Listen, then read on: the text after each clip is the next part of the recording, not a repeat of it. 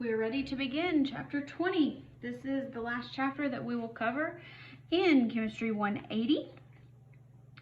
And compared to chapters 18 and 19, the other chapters in this unit, my opinion is that this is much, much easier. So hopefully you'll find it refreshing as well.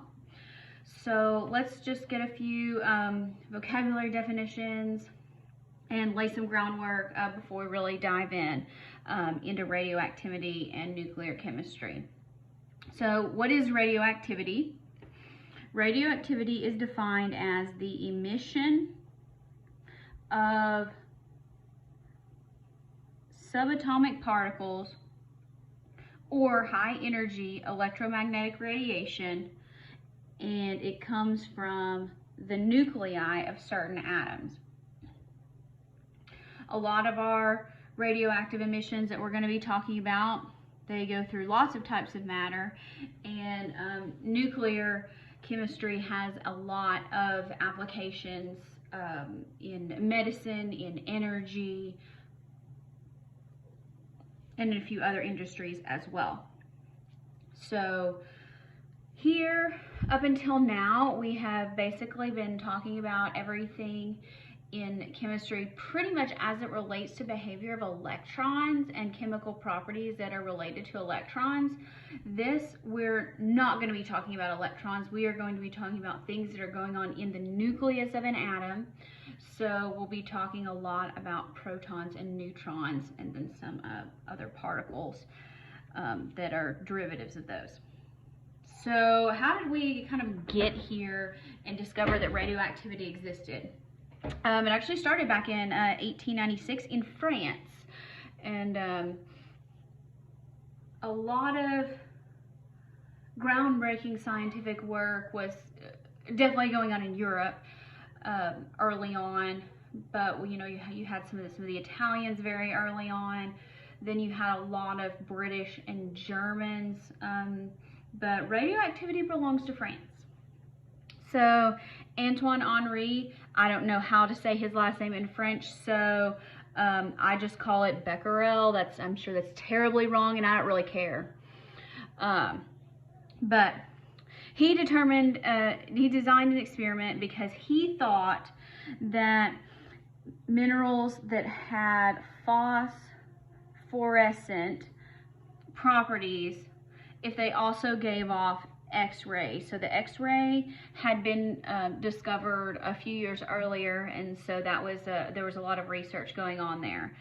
So what is a phosphorescent mineral? It's a mineral that has phosphorescence, which is the long-lived emission of light that absorb. So when you, like, if you have like a rock or something and you shine light on it, and then you turn the light off and it still glows, that's what it's talking about.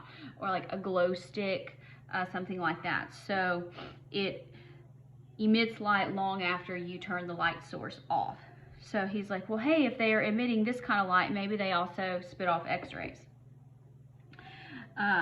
Because he determined that certain minerals were constantly producing energy that could darken a photographic plate. So that would be what they were using for X-rays, how they determined X-rays. So he took a mineral that had phosphorescent properties, he put a cloth over it and put it in a drawer on top of what we would call an X-ray plate, and determined, hey, it did give this off, but it also still gave it off even when it wasn't exposed to light. So when it wasn't glowing anymore, it was still darkening this plate. So even when it was not exposed to any outside energy. So it's like, where's this energy coming from? And what he determined through various types of minerals, that he tested, was all of these that could darken the plate, whether or not they were exposed to light, they all had uranium in it. And so he concluded that he called these rays uranic rays. They're like X-rays.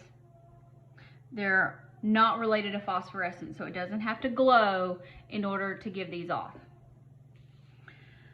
And he wasn't necessarily wrong, but then comes his grad student, Marie Curie, and she was Polish, but her husband was French, and they actually together discovered several other things, and they determined that there were other substances that weren't just uranium that emitted these same rays. And so they discovered 2 elements and they named them. And so the first one she named polonium, which was after her native Poland. And the second one they named radium. And then they decided, well, since things other than uranium emit this, we're going to call it radioactivity. Radioactivity. Since the characteristic was not limited to uranium. And she won 2 Nobel Prizes. The first one was in physics, with dealing with radioactivity, and then the discovery of these 2 elements, she won a Nobel Prize in chemistry. She died very young of complications of radiation poisoning, as you can imagine. But her daughter actually continued her work and was also